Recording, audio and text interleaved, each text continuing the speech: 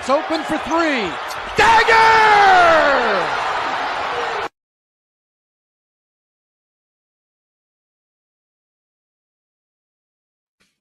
Hello, hello, hello, and welcome back to Well Beyond the Arc. Long time no see. It's been a minute, but we are so glad to be back, bringing you NBA basketball as always. I'm Montana, joined by my co-host David. How's it been, bro? It's been a minute. How have you been? It's been a minute. It's been good. It's been good. Can't wait to talk hoops. We had to take a backseat, obviously, to college football and maybe soccer, and then NFL. NFL is rounding up, so this is hoop season. Baseball will have to take a backseat to us. But yeah, can't wait to get back into it. Yes, sir. It's exciting stuff. Like you said, it is hoop season. It is like the peak time, and we're right ahead of that all-star break. Right ahead, we're going to talk about the trade deadline today. We're right ahead of a lot of exciting, like mid to end of the season points, and we're going to get right into it. We're going to get started with a little throwback to what we used to always start our shows with. A little good, bad, and ugly. Starting off with good. My good for the day. I'm gonna be honest. I don't know if Smoke is watching. I know they might be at some point today. But my good for maybe the first time ever on this show is shouting the Warriors out. Shout out to the Warriors for getting that victory off against the number one OKC Thunder last night. I think it was a 13-point victory. It was above 10 points. They had 11 to 12, 13. I mean, the fact is they're currently 11th, and this was a really big win. Now, we know how it is to be back in like the bottom half, and all those teams are like separated by one game, but they're currently 11th in a pretty deep West, so they needed that win. And OKC is definitely a step above the rest this season in the West so far. Obviously, there's more basketball to be played. So to take that team down, that's a pretty big W. So shout out to the Warriors. I'm giving them a good for maybe the first time ever. Moving on, bro. What's your good for this show? I mean, we can't count out that, can we? Can't count. That was a big win for the Dubs. They needed that. It's been terrible. I've having started 12-4 in their first 16 games, and then now they are 12-19, terrible in their last 24 whatever stats. So that's pretty good. My good this week, it was the Lakers. My good was meant to be the Lakers, but obviously they lost to freaking what they call their name, freaking 76ers. Sixers that had nobody playing other than Oh, Tyrese Maxey. But I'm still going to stick with the Lakers and say, not necessarily this week, but more like just this season. Lakers, I think, have looked really good, better. So for me, going first episode back, my good so far has to be the Lakers and how good they have, and not good, but like in terms of Lakers playing good basketball, they are beating teams they should beat, other than Dallas and obviously and the Sixers that they have lost to, and they should have beaten them. But other than those two games, I think Lakers have been playing good basketball, and what they are sitting comfortable, well, not comfortably, is the West. Like the West is just stacked, but they are sitting fifth, some games above those guys below them. So I think for me that has to be my good so far this season. Next week it will be definitely be different. But yeah, no, that's a good. And honestly, they were going to be my good because of how they've been playing. But moving on to the bad, I actually have them on my bad because of that game against the 76ers. The only reason it's bad, you made a great point. They've been beating teams we're supposed to beat. Last season, we were not beating teams like we're beating this season. We're competitive. We're staying in the game. We've had a couple of games where obviously we've looked maybe a little bit more like last season's team. But for the most part, this team has looked like a brand new team, even though it's pretty much the same players. There's a new energy, there's a new efficiency. And so I do think that the turnaround is very valid. But a loss against a 76ers team, especially a 76ers team that's missing key players and their star player, I mean, Maxi, I would say because of his consistency for that team, you could probably call him more of a star for them and more consistent of a star than Embiid at this point. yeah. Obviously, he needs a little more time for that to probably be actually called, but I do think that he definitely is on that star level. But to lose to an injured team, it just exposes what we're still missing. And in my personal opinion, and AD said it best, we are missing a big. We need size. We were the most successful last in 20. I mean, I think we've been more successful overall in a lot of ways in different areas since then, but our 2020 championship we were so successful because of how our team was constructed. And part of that, a huge part of that, Mhm. especially come playoff time, was our size around AD. AD said it from his mouth. I've never heard him say it like he was pretty direct. I'm hoping that can make some changes, but that was a pretty big seeing that lack of we've just had a lack of efficiency in the 4 and 5 position, specifically the 5 for the last couple of seasons. So, and here we go with some people talking smack on the Lakers, asking if that's a real championship. It's not really smack, I guess. A lot of people ask that question. I consider the 2020 chip real, but it's up for debate. If you're in the show right now, in the comments, let us know if you think that was a real chip. But David, what are your thoughts? What is your bad for this week? Oh, definitely. My bad has to be that Lakers game. I'm precisely one player, precisely. And this pains my heart that I have to go here.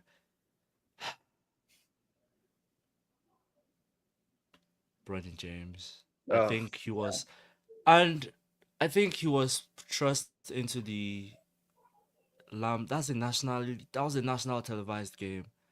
That was bad. That was absolutely bad. He had like what 4 turnovers in 15 minutes. Every time I think he touched the ball, he turned the ball over, and I might be exaggerating.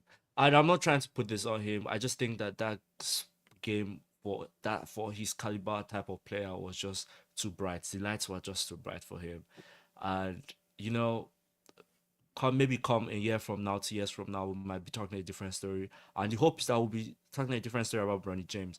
But I think the Lakers as an organization, yes, he dropped what 30 in the G League, and he's been playing really well in G League. And yes, he deserved to be what's the word? As all G Leaguers are, they get promoted into the senior team, and he deserved it. But I think this particular game was just too big of a lights. The lights just shone too bright for him, and his performance was just like no, like let's be frank. No one even talked about the Lakers losing. Everyone was just like Bronny, and so I think that was just my bad this week. It really pained my heart, and I've been watching a lot of I watch a lot of sports commentators and all this, and that's all they focused on, just how not good he was in that particular game. He is a good basketball player. He's not yet NBA ready. Like he's not that player yet, but he's getting there. So yeah, it just pained my heart to see that. So yeah. man, I'm with you because that moment when he first checked in with LeBron, like at that was awesome to see, and I want them to succeed together. But and Pat's fan, that's real. I forgot to take this comment down. Bronny's not ass. David, you said it best. He's performing good in the G League. He's putting up 30 plus. He's monster blocks. I mean, dude looks good in the G League. He just needs to develop. And I honestly think if they let him develop for the next little bit, he could be ready maybe by April, May, maybe come playoff time, he could be a key part of the team. But you've got to continue to let him develop. I don't like continuing. I mean, I get JJ Redick's what he said is that he wants to give him that balance of both and give him some time on the court, give him some time with the Lakers and with the actual roster. And I get that, especially if they're going to call his number later in the season or next season.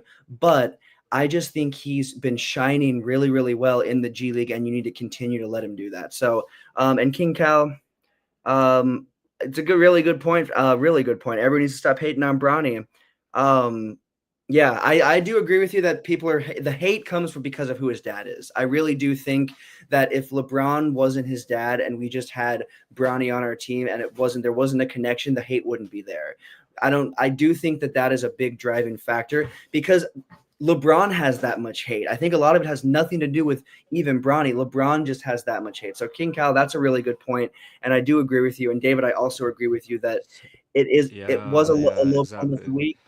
It's a Yeah. low point, but I think he's not having a terrible season. He's not a terrible player. He's going to develop. We just have to give him time. So hopefully the time is given and he can develop. Moving on to the ugly, my ugly is kind of a hole for the league, and that's the injury bug that has bit the league. The injury bug is, and there's always an injury bug, and it seems like it's during the winter. But the injury bug, I mean, we lost Luca, we lost Embiid. We just lost Brandon Miller. That was having. I mean, we're the Why is Embiid a surprise? Embiid should not be a surprise. That's a Embiid is that's a not. So regular. that's okay. Embiid is That's true. a That's true. regular. Embiid. that's kind of just like every season to expect it. So yeah, Embiid is not really a surprise. Luka isn't really a surprise either, to be completely honest with you. The amount of time he's missed this season kind of put some question marks up on him. But it's not super surprising. But the injuries that are trickling down and affecting entire teams. I mean, there's some teams that are pretty like on a run on a pretty good roll, and they've been bit by that injury bug. So it hasn't really affected any team's record yet that have been really successful, but I am curious to see because of players that are out what's going to happen. Um, what should the Heat do about Butler? We're actually going to talk about that in a little bit. I think they're going to trade him. We're going to get into it more later. I think the Heat are going to end up trading him, and I think it's going to happen before the deadline is up. But I don't know if that's actually what the Heat should do, but it seems like at this point for everyone involved, that is what they should do. But we'll get into that a little bit later. But David, what is your ugly for this week? Oh yes, I'm happy someone said that. I don't know if it's me with the internet connection or whatever, but um, I'm happy someone asked a question. What's my big ugly this week is obviously Jim Butler, but not just him. Yeah, well, him and the Miami Heat organization, like what they are doing is just they're just going back and forth, acting like little children. But I think my ugly this week is how pissed I am with Sacramento in terms of we also saw the reports this week about them wanting to shop De'Aaron Fox. I think that's just bull chives. That's just real bull chives, and it pains my heart, low key. But again, my ugly has to be Jim Butler and how they are just both acting like children. Like, just let him go. Either you let him go or you put him back in the starting lineup. But if you put him back in the starting lineup, he's not willing to also play for you. Well, he was willing to play with all the drama going on, and then you all were benched him. Like, pick one side, bro. Like, we can't be doing this back and forth. So I don't know. I don't know what's going on with that. But Fox, yeah, Fox. That actually just pains my heart, and yeah, Me too, man. Because that Sacramento team, like before the season, the last few seasons, they've really been successful and really built something special and built a culture. And so to lose a key part of that is really not great. But King Cal, where do we think the best fit for Fox and Butler will be? I have seen Fox say he wants to go. I've seen him say he wants to go to the Spurs. And I think that would be a good fit for him. I think that would be a good fit for everybody involved. And I think that's the only place that he has said he wants to go. Selfishly, as a Lakers fan, I'd love to have him, but we don't really need him on that. That's the thing. We don't really, that's not the part of the roster we need to strengthen up. So I think if he goes anywhere, it's going to be to the Spurs. But I also think there is a slight possibility that he stays with the Kings and they drudge through the rest of the season and it's uncomfortable, but he stays with them. Butler, man, that is a really good question. The Warriors need to make moves, and I think that there's a small possibility Butler would be a position or a player that they would go for. Another player that is potentially on the move is Zach LaVine, but Zach LaVine is literally on the move every single trade deadline. We've talked about him on this show every trade deadline since this show began because he's always rumored. I think this is the season because he's healthy that it might actually happen. So between LaVine and Butler, I think the Warriors would go for LaVine. But I think, I think the what do you? Kings and Miami should do a swap trade. Oh, Kings, okay. because I'm looking at the league and I'm looking at every team, and when I look at player of Fox caliber, he's the one that needs the ball. He needs to hold the ball. So he's definitely not going to the OKC. He's definitely not going to the Rockets because he will just stunt their growth there. He's definitely not going to Memphis because him and Ja, like, they don't need another point guard or shooting guard, whatever he is. He's not going to Denver. They have Jamal already. They have Westbrook. He's not coming to the Lakers because obviously cap space, and yeah, he's not going to give up the ball to Braun. He can't go to the Clippers because obviously Harden has to hold the ball. Minnesota, Ant has to hold the ball. Dallas, Luca or Kyrie has to hold the ball. Phoenix, KD, Bill, what's his name? I'm blanking. Booker has to hold the ball. Warriors, he can't also go to Warriors because Curry, I know Curry can Nah, it's not. So I didn't go to the East, and I'm like looking through all the teams, and the team I think will fit perfectly, and I think also the Kings will benefit. But swap them, do a swap deal.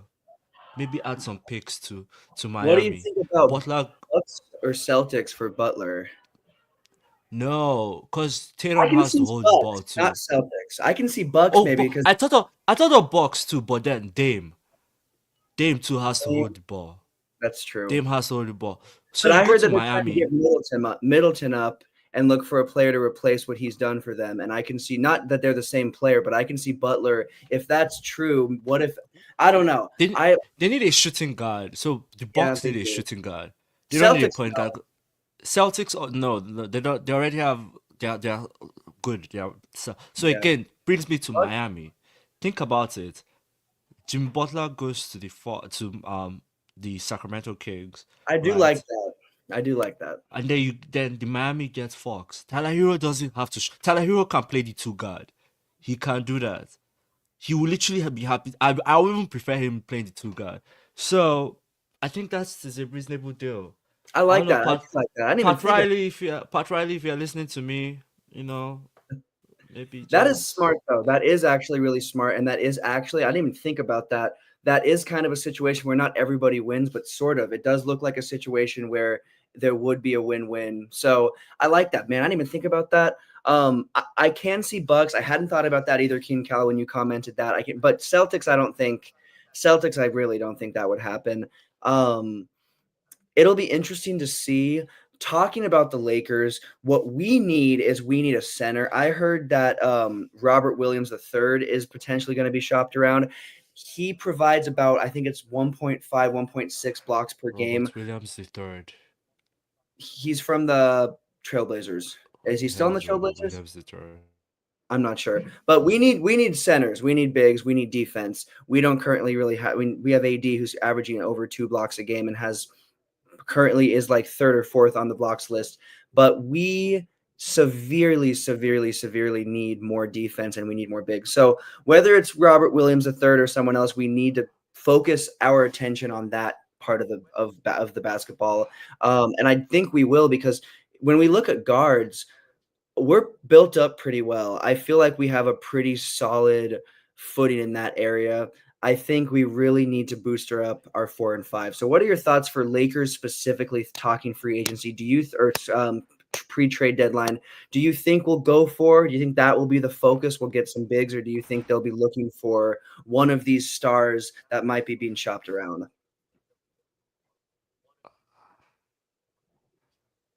I mean, what the trade deadline is next week. Next week Thursday. With AD obviously out a week now, they do need a big. So I think I've been saying this. They should have gone to go get what's his name, Vucevic from the Wizards. Is he still with the Wizards? Vucevic. Um, that was I think that would have been the choice.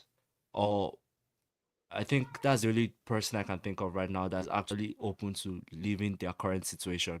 Um, yeah, but Lakers do need to get big. Not that I don't trust Jackson Hayes. Well, I don't trust him as a starter. I don't trust the other guy Koloko too. They need a bona fide big, not a superstar, not a middle star, just a star enough to be able to allow AD play the four. I agree. And that's also what the players, like I said, I mean, Anthony Davis acknowledged it. They know what they need at this point, and the other positions are pretty well filled and pretty, I mean, I would say if there's any free agent moves, obviously those can be made pre playoffs if there's any like vets or any extra if there's anything, but I think we're good other than like you said we need a big and there are a couple of options potentially. I'm just curious to see if we go for any of them or if we go for multiple. I don't know how that will Mhm. look, but I know for a fact that the LeBron era in LA is about done, and the AD era might also be done similarly soon, unless they get a a future, not a future, because a lot of pieces they'll build up around this team might not be around at that point. But I think Anthony Davis wants to see that there's a future. And so building up a team that's going to win is going to be a big factor. And if he stays post LeBron. So there's a lot of moves within this next little bit of time that really matter for the future of the Lakers. So it'll be interesting to see what happens. I do think we'll make moves, and I do think we'll get at least one big that will change the game for us. But time will tell, because the Lakers front office has been awake at the wheel and asleep at the wheel at different times. So I'm really hoping they're awake right now, because if we can pick up one or two pieces around AD, I think we're a contender. I really, really do. I think that puts us in that talk. But I think without that, there's just too many question marks. So time will tell. We'll figure that out as it goes. And obviously, like you said, the deadline is next week. So it will close, and then we will see where Butler's at, where Fox is at, where LaVine is at, if any of those players moved, and we'll go from there. But moving on, we are going to move on and talk about, obviously, when we last did Well Beyond the Arc, teams like Houston and Memphis were not having the best of seasons. And now the script has kind of been flipped, and they are two of the top teams in the West. And so the question is, we've done this before. We've done this in season 1 of this show. It is contender versus pretender. And we are going to go the top 5 in the West and the top 5 in the East, and just briefly say if we think they're a pretender or a contender. We'll start in the West. We'll start with number 1, OKC. OKC, honestly, the last 3 seasons have been building up to this point. They are an absolute contender.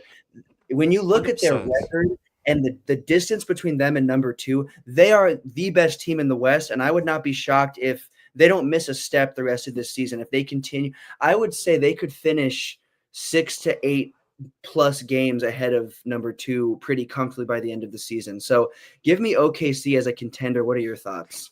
10 plus games. 10 plus games. 10 plus games. They can finish 10 plus games. I think they'll probably, I think, East, to be honest. Okay, number 1 contender in the league, right? Well, obviously, we can't count out Boston.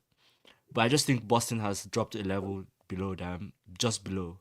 So far this season, Boston has dropped a level, and I don't know why that is or what's going on. But OKC legit title contenders. If I think the shock will come if they do not win it. If they don't even make it to the conference finals, they don't make it to the conference finals. That would be shocking. Dude, I agree, because they are. I mean, I'm trying to be a little less crazy with my picks, but when you said 10 plus, that's not a crazy pick, because they're playing like a team that could be 10 plus ahead of number 2. Especially number 2 is the Rockets, and I don't think that will last for the rest of the season. Shout out to the Rockets. They're playing great basketball. Whatever you think about their coach, because obviously he has some allegations against him, but whatever you think about their coach, dude can coach. Dude came into Houston and made them a contender, at least a regular season team that's in the top talk right away. So shout out to Houston. I'm going to say they're a pretender, though, because this is their first time being up in this spot since James Harden, and I don't see them finishing 2. I can see them finishing anywhere from 6 to 8 by the end of the season. Maybe they keep this momentum and this steam going, but this is one team that has a couple of injuries that have been starting to plague them, and also even without that, I just don't know if I'm comfortable saying that they're going to be the number 2 team by the end of the season. So I'm going to go with Rockets or a pretender for now, but shout out to them, because they were like 11th in the West this time last year. So going from 11th to 2nd, huge jump, but I'm going pretender. What are your thoughts?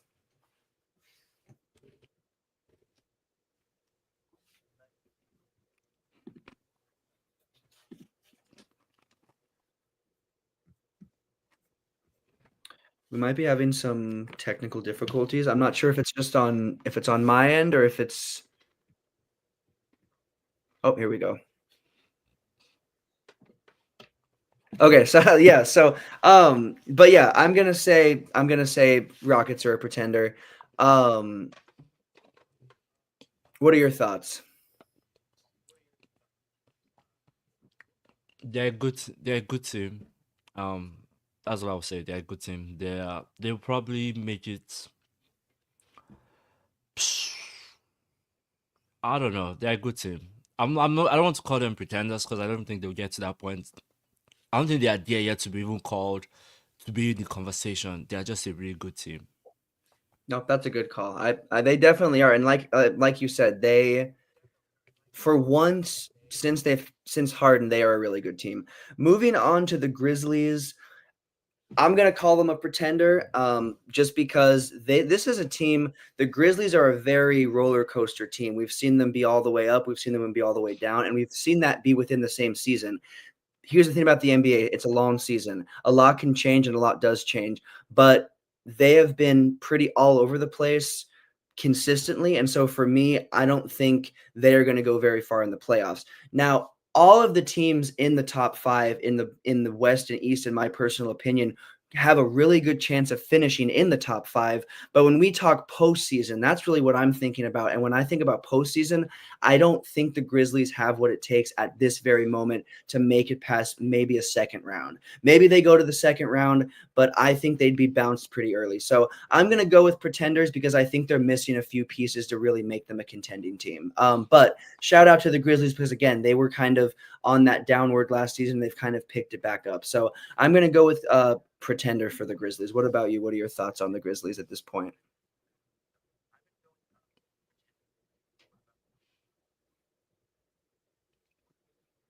So the Grizzlies will play. Let's say the league ended right now with the current standings, right? Because we assume that this is probably how the standings will finish. Mm-hmm. Lakers play Denver. Memphis, I think, plays. Memphis plays the Clippers, right? Do I see them beating the Clippers? Will Kawhi play? Hmm.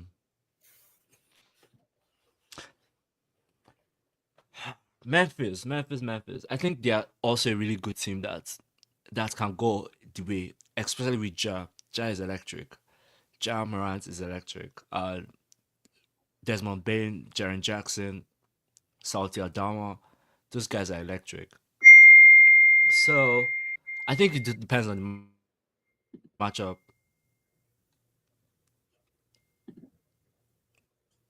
I think it depends on the matchup. I think it depends on who they are facing. If they are facing the Minnesota, Dallas, Phoenix, Sacramento Warriors, whoever it is, yeah, they will 100% go past the first round. But anyone after that, even the Lakers, I don't think they could, because the Lakers has have their number over the past many years now. So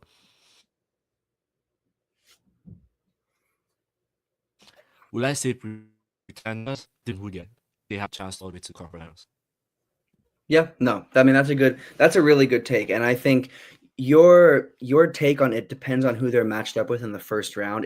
That's anyone. That's Lakers who we're matched up with. It can make a big difference. And we saw that last season with how we got bounced in the first round. Had we been matched up with someone else, I think we would have made it way farther and had momentum. So it is about that. That's a really good point. And I think it's hard to look at that completely at this point in the season with this much basketball left, but it's important to think about that because who you're matched up with round one is a huge. I mean, it makes or breaks where you go next, and it makes or breaks the whole thing. So that's a really good point. Moving on to the number 4 team currently, they're the Nuggets. I'm going to go with contender. I think I've really liked the Nuggets this season. I think they've had a couple of games they definitely have blown and shouldn't have lost. But again, it's a long season, and for the most part, I mean, Joker is having. I have not talked bad on Joker, but I have kind of not maybe given Joker his flowers. But dude is like consistently putting up a triple double. I mean, he's averaging a triple double and he's doing it season after season. And his defense this season, I'm not going to say it's way better, but I mean, dude is getting out there and he's getting things done for the Nuggets. And of course, you have Murray. And shout out to Westbrook. He is no longer West Brick, and maybe it's because he's just taking less shots like he was for the Lakers, but he is playing his brand of basketball that is explosive and really, really helps that second unit and sometimes first unit. So I think the Nuggets are a contender. I think they could even finish within anywhere from 4 to 2. I don't think they'll make that jump because again, I think OKC is that team that's a step above, but I definitely can see the Nuggets jumping above where they're at now. So give me the Nuggets being a contender. I've got to give them that. So what about you? Do you think the Nuggets are contender or pretender?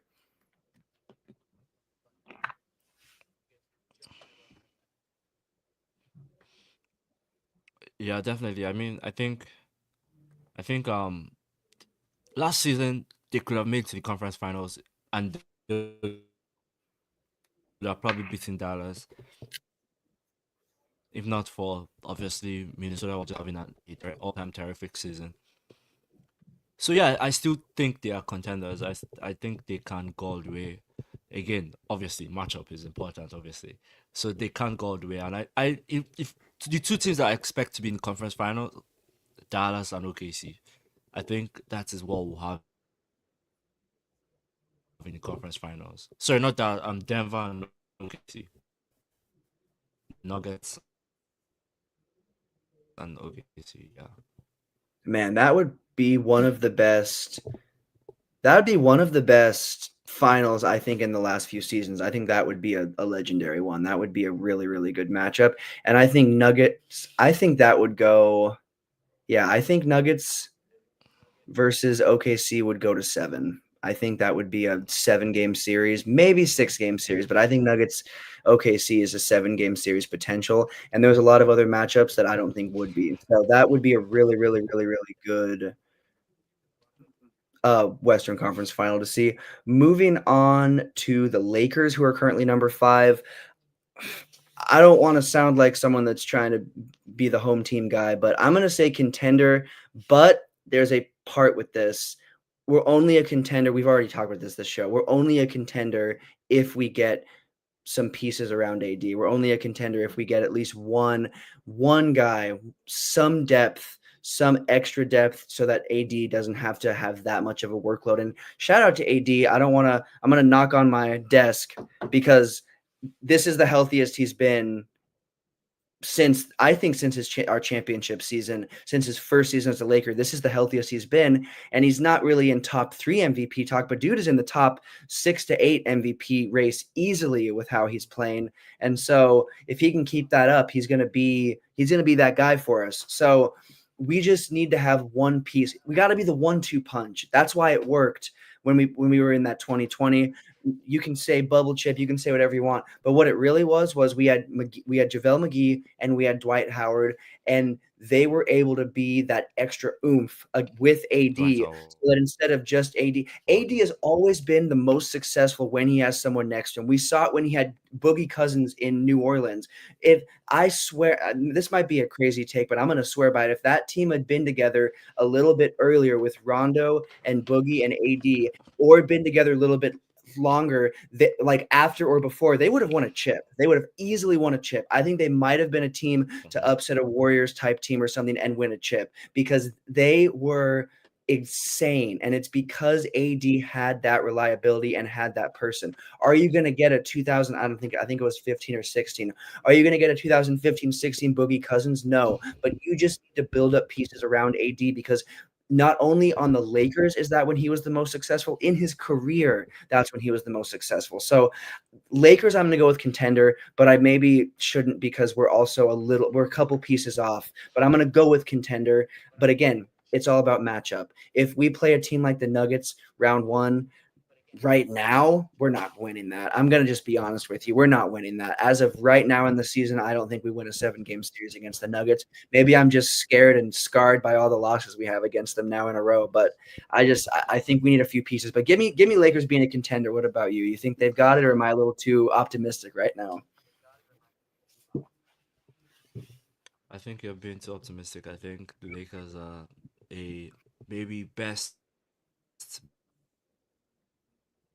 second round team. Best. That's Not fair. going anywhere. Like That's realistic instead of optimistic. can't, they can't compete with OKC. Exactly. They can't.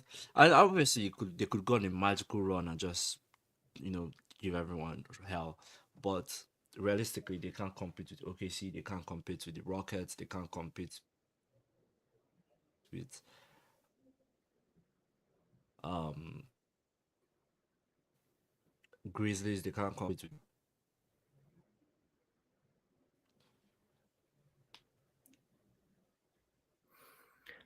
I mean, I definitely think that there's teams that we could. You said the magical run. I mean, it would really have to be essentially what happened when our first season with Darvin Ham, when we did do that, when we did have that playoff run where we just stormed through the first few rounds and then were met with, but it's all about who we're matched up with. If we can avoid being in the play-in situation this season, I think that will be an indicator that will make it at least to the, I mean, second round, I think is at this very second is realistic. I think had we kept that run going with beating the 76ers going on a 5-game, if we built games up, if we could do something more consistent, I do think that will be still in that talk, but it's just going to take, again, consistency, and the Lakers have not been known to hold that. So time will tell. Moving on to the East, looking at the Cavs, I'm going to go with contender. I mean, they are the best team in the East by far. They're how many games ahead? Do you know how many? I mean, it's quite a few. I think they're, I should have had this pulled up. About five games, maybe 5.5 Against games ahead. against the 5.5 games ahead defending against champs. Boston. Against the defending champs. So I'm going to go with Cavs are a contender because the Cavs have been a pretender before. When we've done this segment before, even last season, in my personal opinion, they were still a pretender. But they have built up a consistency, and they have built up a team that has played together. A lot of these players have been building this up for a couple of seasons together, and then the new players they have really gelled and meshed right in. So this is a team where the chemistry and just the form, like they seem to have every position extremely properly filled. And I would love, because of how these matchups Cavs OKC would be, I don't know if we're going to see a finals like that, but that would be pretty cool to see, because they've had a couple matchups this season that have been pretty close, and we've seen that head to head of two of probably, in my two of the best teams, to the number 1 and number 2 team, honestly, in my personal opinion, in the NBA currently. So I'm going Cavs are a contender just because they have had a momentum that I have not seen since LeBron, and even the last few seasons of LeBron, you didn't really see this type of space in the regular season between the Cavs and other teams. With this Cavs team, you're seeing more of a space, especially against the defending champs. So give me the Cavs being a contender. What are your thoughts?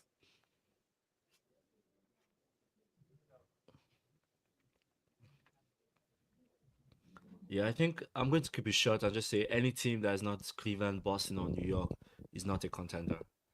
Any team other than those three teams, and I'm still a bit sketchy on New York, but those three teams are the only contenders. Every other team is just best. Second round team. I'm going to leave it there. Box is probably the closest I can think to those three teams. Because I don't want to stretch this, but those are the only three contenders. Cleveland. If I don't see Cleveland, I think the shocking part would be if Cleveland and Boston, or Cleveland and New York, or Boston and New York in the conference final. I think that would be the shocking part about everything. And I'll leave it there. No, I mean, that is literally on my list. I had it like that because I think the Bucks need to make moves just like the Lakers, which maybe makes me a hypocrite and makes me, so I should have had the Lakers as pretender too. But I think if the Bucks can could get like a Butler or get a piece or two, they could be in that contender talk. But I think Pacers or any team other than, honestly, like you said, I think if we're being really, really, really, really picky, probably just Boston and the Cavs are the clear-cut contenders. But New York has had some monster games, and they're not loosening up.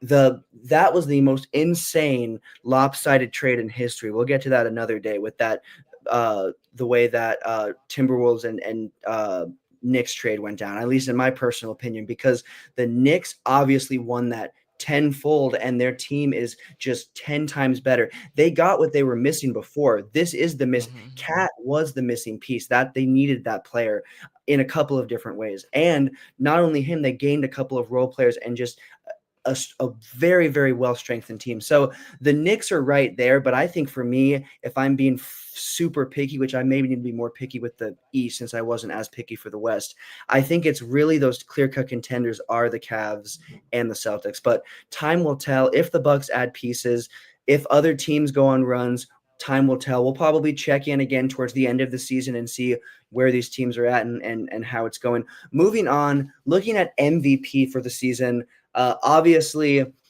players like Luka and Embiid that are usually talked about are out, and players like SGA, players like Giannis that have been in the talk, players like Joker. These players are all the ones. Even you could say AD's up there, at least up there in the top 10, top 8. So there are these players that are kind of not new faces, but a Luka and an Embiid are not in this one. So you can either give your top 3, or if you think there's just a clear cut, you can give your one. Where's your MVP race currently sitting, bro? I think it's done. I think the race ended like last maybe 2 weeks ago. I think it ended, and I may be biased, but I think is SGA. I think anyone that doesn't vote, if he doesn't win it unanimously, then he probably got injured, or the okay MVP unanimous. Even for let's keep Jokic's numbers aside. Yeah, he's getting numbers, but we're at Denver. Denver like what 10 games behind OKC. Yeah, good for him. Where is Giannis? Fourth in the West. Sorry, fourth in the East. OKC, SGA, clear cut favorite, unanimous. Again, the only way he doesn't win this is if OKC plummets, like takes a deep fall. If OKC finishes first, even finishes second, maybe even third. I think third is the max they can get to. SGA, fine, MVP. Okay, see, okay. So when you said there was only one, I was wondering if you were gonna say Joker or SGA, because I would say those are the only two like legitimate. I mean, Giannis is obviously having a pretty decent statistical season, but like you said, he's fourth in the East. They're not first, they're not second, they're not even third, and I don't think they're even gonna get up there. Obviously, they're just in that fourth spot, but I think they're gonna sit comfortably in fourth or fifth for the rest of the season unless they make a move. And even if they do, who's to say that they'll even move? So Giannis is there, but he's not really there. I think SGA as of now, because of that team success, would be the clear-cut favorite. But I do think Joker is going to win it. I think the Nuggets are going to go on a run. I think the Nuggets are going to end up second in the West, and I think that he's going to end up possibly winning. Would it be his fourth MVP? So I think it's going to be Joker. And listen, I've never picked him before. I don't think I've ever picked Joker. I think last season I kept saying Luka, Luka, Luka, even after I don't even think he was even in the top 3 anymore. I'm going with Joker this season because I think the Nuggets are going to finish higher up than they are. Obviously, the Nuggets are, what are they, fourth right now? Being fourth to first, and the OKC having that big of a lead and having that much success, I get that. I think the Nuggets go on a run, and Joker wins his fourth MVP and puts himself on a step above all other big men. Boom. That's what I'm saying, bro. That's my I take. can't with you. I'm sorry, I can't. I think you might have smoked something before coming here. I can't. Either you do not like SGA, or you are trying to avenge for all the times you did not pick All the time. No, literally, because Jokic. I've never picked him. I've never picked Joker. So I don't know. I'll leave it to you as okay. You're just trolling. So I'll leave it at that. Anyone that watches NBA, which I know you 100% do. You see, no, that's why I know you're trolling. You're Tell us 100% in the trolling. comments, who do you got? Is it SGA? Uh, Is he the listen? I'm not arguing that SGA team success is a huge part of well, the MVP. even statistical, he's having a record season. He's at, but so's Joker in a lot of ways too. He's That's the having thing. a record season. They're both. I think Joker and SGA are the only two actual MVP candidates that are going to remain in legitimacy, like in competition for the rest of the season. I just think it's going to end up being Joker. I agree that SGA is ahead right now. I'm not arguing that, but I think Joker, when we're talking about who wins it, I think it's going to be Joker because I do think that the Nuggets will have more success in the win-loss column for the rest of the season, and I don't think that the Thunder will have less. But when we look at statistical success, man, Joker is having an insane statistical season. And so I don't know. I think they're right there. But I think I got Joker winning at the end. It's okay. I will not even say nothing right now. I'll not say nothing. I will not. I will say nothing to you. I will allow you. I'll allow you keep trolling along. It's fair. Hey, I get it. I understand. I think what I will say is team wise, I do think OKC is obviously the better team. But when we're talking about what type of player they are for each other's team, I think they're very similar. They're like the offense runs through them. So shout out to both of those players because they definitely are by far the two. I think those are the two best players in the West this season. But again, we'll check back in on MVP race. We'll see if I'm trolling or not next episode. We'll see if Joker's still my pick. But we'll also, or next time we do MVP, but we'll also see what if the Nuggets go on a run, bro? What if that happens? I don't know. But anyways, time will tell. We'll check back in later on down the line and see where the MVP race is sitting. Moving right along really quickly, Adam Silver's talking about the potential of changing the NBA to 10-minute quarters instead of 12. Obviously, this is just a 2-minute change. Me personally, I think that obviously, again, this is just a 2-minute change, but that adds up because obviously that's 4 quarters. I think this could potentially there has been a viewership drop in the NBA, like a massive viewership drop in the NBA within the last few seasons because people's attention spans are so much shorter. And I just think there would be too many commercials. Too many commercials. Too many commercials. That is Oh true. my That's why you got to do days. crackstreams.com and the commercials just turn Oh, on.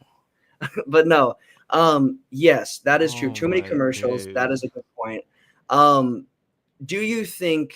I think shorter games would promote better viewership. I also think it could promote less load management. Again, I know it's still not a huge drastic change, but I do think we would see players willing to play if games were shorter, especially if you're having to play a lot of games. If they're shorter, I think we'd see more players willing to play. So do you think this would be a positive or a negative, and do you think it will end up happening? I mean, it already happens in the Olympics. I don't know how these rule changes work or like how things like this work in the NBA. But I actually have no feeling towards it. I've not really thought about it. Uh yeah, I've seen it. In the Olympics, it was weird. To be honest, it was weird. The Olympics having 10 minutes quarter. I don't know. I have to. I don't know. That's a good one. We have to see it in action first to be able to know. We can't just. I mean, cause That's a good what, two point. minutes, 4 quarters. That's a difference of 8 minutes. So a player that plays what 32 minutes will end up dropping back to like what maybe 28 minutes a game, kind of So yeah, 30 that would 27. affect stats and So records. Sure. statistically it might, yeah, but then what's the goal? What are you looking forward to? I don't know. Viewership numbers, making money, running a business, or stat padding? I don't know. That's a very good point. It's all honestly what it's all going to come down to if it actually happens or not is money. If they think they're going to make more money off of, again, if they think they're going to get viewership back, if they think it's going to make a difference, I bet they will do that. And I think honestly, even though Adam Silver didn't directly say that, that's probably what's on his mind the most is trying to get viewership back up. But also he is pretty big on player health and player safety and getting players to play. And I think that would promote that. So like you said, it would cut stats back, it would cut minutes back, and it'd be interesting to see the effect of games and final scores and everything, but it could be positive. So we'll check back in on that. Obviously, that won't happen. It'd be next season at the earliest. If not, I don't think it'd even be by next season if it does end up happening, but we will check back in on that one. Moving on, we are going to quickly. We have 2 more segments. We've got our top of the hour 5. Before we do that, there are a couple of games we're going to just talk. With 3 games we're going to talk about for this week that have decent, not playoff implications because we're so early, but top 5 in the West, top 5 in the East of implications and standing. So first we've got Memphis versus Houston. Obviously, Memphis currently is having a really, really good season, and so is Houston. But both of these teams have been bit by the injury bug, and that has shown in their last few games. Even if they have won, it's been a team effort for some of these games, like an entire effort, because there's been some missing pieces. And I think, in my personal opinion, looking at this matchup at this point in the season with who has healthier players, I'm going to go with Houston. I think Houston wins. Houston is one of the better all-around NBA team in the West right now, like position-wise. We're seeing really they did a really good job of filling those positions with young and talented players, and still having that vet breath on the side, and that vet leadership, and that vet mentality. I mean, they still have that. They have it all. So the Houston has really kind of become a whole different team within one season. So I'm going to give this game to Houston. I think Houston wins it, but I think it's going to be really close. I think it's going to be like a difference of 6 to 8 points. So and that game actually takes place today, about, I think, 2 hours after we're going to get done recording this show. So what are your thoughts, David? Do you think Houston or Memphis pulls it off today? I look, do not care about any other teams, but if I'm to give you the edge, I will give it to Houston because again, Ja is out. I believe Ja is out. He's out for at least another 3 4 days because it was a week. So yeah, Houston. This guy has been immense. What's his name? Is he Amen Thompson? That's the one in Houston. Amen Thompson has been terrific. Jalen Green, terrific. Dylan Brooks, which who should have been suspended, by the way, should have been Yeah. suspended for I've been Trey Young's neck.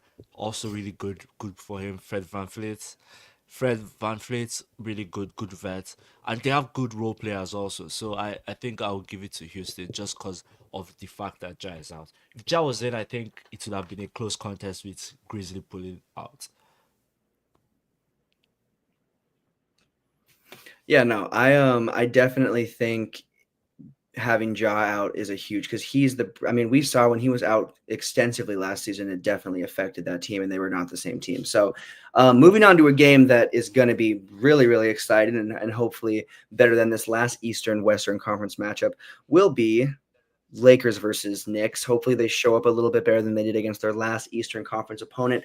I think they will. I think it's going to be a bounce back game for the Lakers. I think we're going to see them have a pretty solid showing of what they're trying to do, and then I think we will see some pieces added in the days following. So give me the Lakers winning this one, but I think it's going to be really close. I think it's going to go down to the wire. I believe it is in Madison. It is in New York, at the Garden, and I'm pretty sure LeBron's going to show up for that one, because he always does. And quickly shout out to Bron. I mean, we'll go over him in a second in our last section. At least he's on my list, but he's having an insanely good offensive statistical season, especially with shooting. So that I think will show, and I think AD will show up, and I think we'll make some better choices with who's playing and how many minutes. And I think we'll see that team bounce back. So give me the Lakers winning on Saturday, I believe is when they play, this coming Saturday against the Knicks. They do play Saturday, yes, What do you got? You got him bounce back yes. game?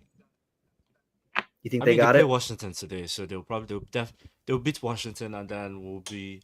If they lose to the Knicks, I won't even be pissed that much. I'm not. And this is not me trying to be like, oh, they're the better.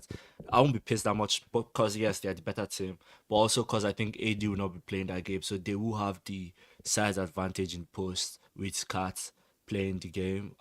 So if they win, but I guess I have to just be a Laker fan and be optimistic and say Lakers will win. But let's be real, if AD doesn't play that game, which he probably won't, they'll end up winning that game. So yeah, And that is just the just because thing. of the fact, just because of the fact. Well, that's the problem with not having more size too. Is if we had size to at least slow Cat down and effectively stop that part of their game, we might have a better chance. So that is a really good point, and that is a pretty big, even bigger of a reason for us to hopefully get some more size and some bigs to put around AD. Moving on, those are really the two big games. of the remaining week. There's a couple other matches, but those are the two ones. We're going to move on to our last section of the day, which is the top of the hour 5.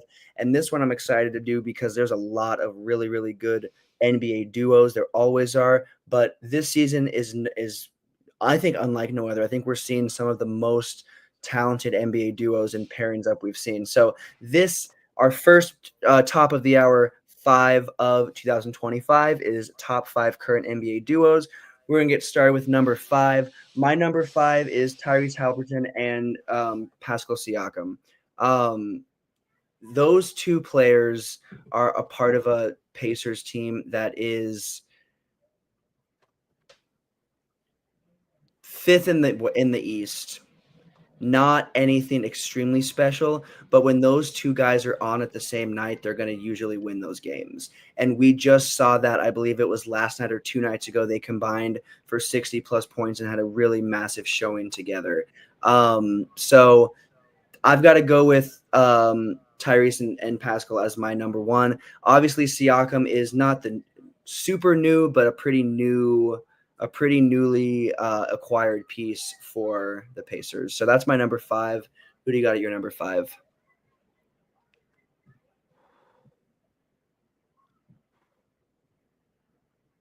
Chris Paul and Victor Wembanyama. That's a good pick. Chris Paul and Victor Wembanyama. I think Chris Paul precisely has elevated Victor Wembanyama's game. You see that open up. Obviously, Victor's taking his game to a different level this year, but I think with Chris Paul, having Chris Paul this year has just been electric. And when they play the 2-man game, is crazy. 2-man game between both of them is crazy. Yeah, no, it is. That would be an So give me honorable Chris mention. Paul and Victor Wembanyama as my number 5. Man, that's a good pick. That acquisition of Chris Paul was so smart of the Spurs, and it has worked because now they went from being a team that didn't even make the play-in to being a play-in, if not playoff team. So great pick. My number 4 is Jason Tatum and Jaylen Brown. They're obviously two of the best offensive players of the current NBA.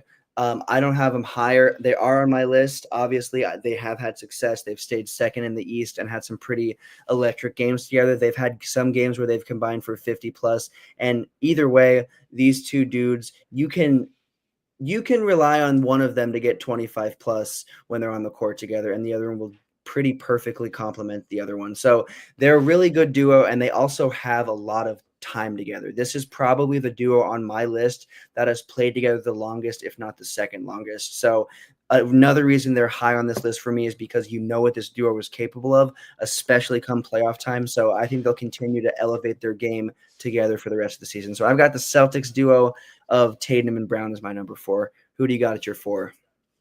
I'll 100% agree with you if not that Jaylen Brown has taken a step back this season. I think and obviously he's not most of it is not due to his own doing, but like he's been injury prone this season. You know, he's had a lot of games where he's missed.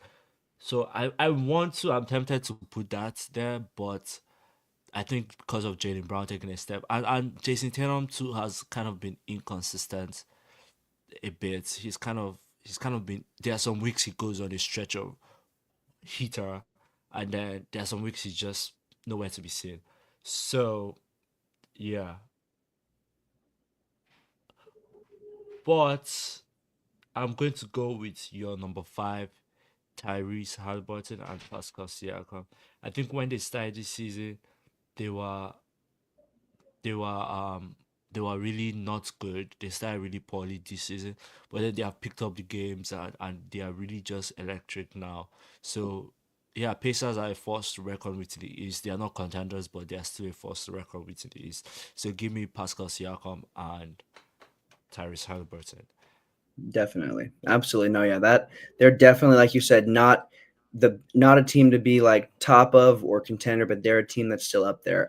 Moving on to number 3, I've got LeBron and AD. When they are on the floor together and when they are on this, I don't want to sit over here and be a home fan and be whatever and go crazy. But what I will say is if LeBron and AD had a couple of the teams that they've had earlier in the year around or in their season, their time together around them now, I think they'd be a 1, 2, or 3 team because they are playing some of the most consistent basketball together that they've played. They're not always on the court at the same time. They're not always doing the same thing, but when they are, it is an offensive nightmare. And LeBron's defense has obviously gone down a little bit, and AD's defense hasn't gone down, but he's obviously not averaging 3+ blocks a game. He's at 2.2, which is still, I think, number 2 or 3 in the league. But I just think that this team, that their connection is obvious, and also their statistical connection is obvious. So they're my number 3. I do want to say I have a little bit of a disclaimer. I don't have Dame and Giannis on this list. They would be an honorable mention for me along with Victor and Chris Paul. So that's just a disclaimer I've got to throw out there because I just realized, man, I might make some people mad that are watching now or will watch this later, but I don't have Dame and I don't have Giannis on my top 5. So LeBron and AD are my number 3. Who do you got, bro? Freaking hell. Yeah, Dame. I have to go with. I'm sorry. Okay, so this. I'm going to do this, and some people might hate me. Dame and Giannis. I'm going to leave one electric duo out because I'll give my reason when we get to that point. But Dame and Giannis are number 3. On average, I think they average at about 60 points a night. 60 points a night. Both of them going at it. They are the reason why the Bucks are where they are. Let's be frank. They're just really good together. I don't know what it is or why it is, but Dame and Giannis are just electric. So give me Dame and Giannis for number 3. I can't believe you didn't put them in. That's Honorable mental. mention. Honorable mention. Come That on now. doesn't mean nothing. That's mental. Number 2. Could not forget these. The duo that had to make the list. They're not 1, but they're 2. Joker and Jamal Murray. This duo has been together. This is the duo that I was Wait, saying. are we talking all time in the last five seasons or just this season? Because if it's this season, those guys should not be on that list. This Because season. Jamal did not appear up until Shaq called him out. Which was, I can't remember when Shaq called him out, but he literally was ghosting until Shaq called him out. So I can't put him in my list this season. He's on mine this season. And maybe it's more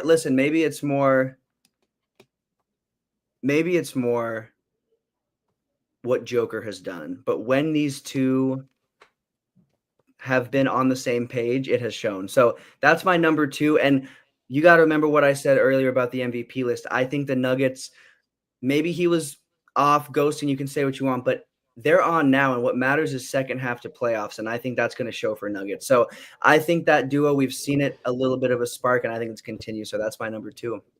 Okay, second half of the season, when we come back towards the end of the second half of the season, we'll talk about, we'll put them into the list. But number 2 obviously has to be LeBron and AD. We all know what they do. Like we know that 2-man game, no team can stop it. They have tried, no team can stop it. I think it was like the game against the Warriors. The same play, I think they ran 3 times. That 2-man game pick and roll, and it was just going. The Warriors could not do nothing about it. Even against the team before they played the Warriors, I think it was against Charlotte, or I can't remember who they played. Pick and roll, 2-man pick and roll, no team can stop it. Well, obviously, except even Denver couldn't stop it. The reason why, anyways, we won't go into the detailed aspect of it, but give me LeBron and AD as the number 2 best duo in the league this season. I mean, at least they didn't miss your list like some of the duos on yours missed mine. Because honestly, you had some very valid duos that missed mine that were on yours that might make some people mad or make some people scratch their head. But I gotta stick with mine. We might have the same number 1. We might not. I think my we do have the one, same number 1. I think we hey, do if have we have the same number 1, one. there's some hope after all. My number 1 is Brunson and Cat. This Brunson and duo electric. is insane and is going to take. They already are taking over. They beat a team. It was like 150 to something the other night. I'm pretty sure, like 150 to 104. Let me make sure I'm right. Hold on, but this team. I think they're quadruple. It's not even a duo. I think they're a quadruple. Loki. 143 to 106, and then 143 to 120. Dropping 143 2 games in a row and dominating your opponent like that. And I mean, this pairing was genius. This is what the Knicks have been a little bit asleep. This is a franchise that has been asleep at the wheel, and they look like they've snapped their eyes wide open and are awake now, because that trade and that pairing up was genius. And Brunson and Cat, again, the Knicks have some question marks because of their past, especially the past 5, 6 to 10 plus years. But you take that away. If this was a brand new team that just popped up this season, you would be saying this is a team that has potential to win it all this season, because all of that superstition, all of that other stuff aside, Knicks have shown up, and I got to get Brunson and Cat, bro. I think they're going to be scary, and I think they're going to be scary for years to come. So that's my number one. I think we got the same number one, so there's We hope do have after the all. same number one. What do I'd we like got? to think of them as a quadruple, and this is not obviously I know what I'm about to do, and maybe this might delinquish the point, but I have to give credit where credit is due. Josh Hart, Precious Yeah. Achua. I don't know what his number for five. Precious Achua. I'm forgetting the last guy. The guy they got from was it from Toronto. Oh, shoot. Yeah. How am I blanking? Oh, why am I blanking his name? Oh, why am I blanking the name? Is he still here? OG Ananobi. Is he still here? Hi. Let's record it.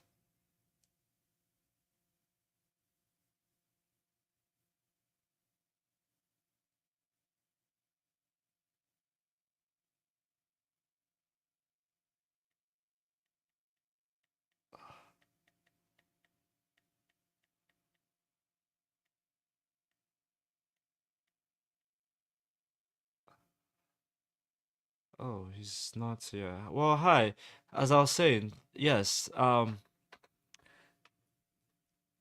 Knicks duo of Anobi Achua, Josh Hart, Jalen Brunson, and Carl Anthony Towns. They have just been electric. But obviously, Carl Anthony Towns and Jalen Brunson, when they also play that two-man game, teams can't stop it. Teams cannot stop that two-man game, and it's electric to see. It's crazy to see, and we love it. So I'll probably just give him 5 more minutes. I'm not used to doing the show on my own, but let's give him 5 more minutes. Let's see.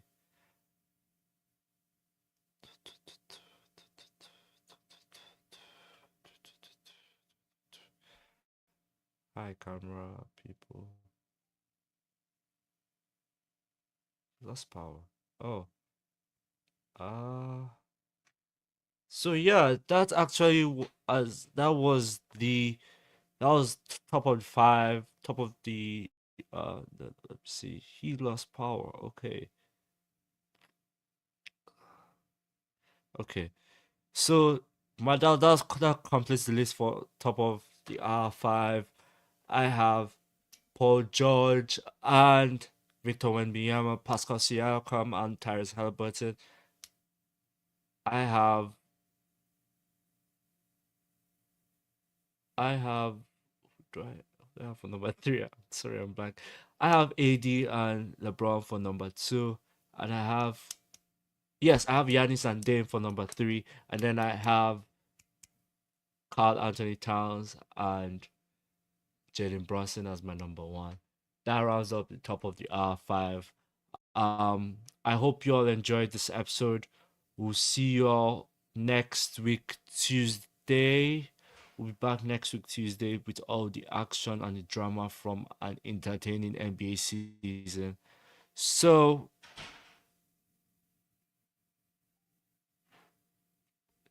yes, so I hope you all had an amazing day.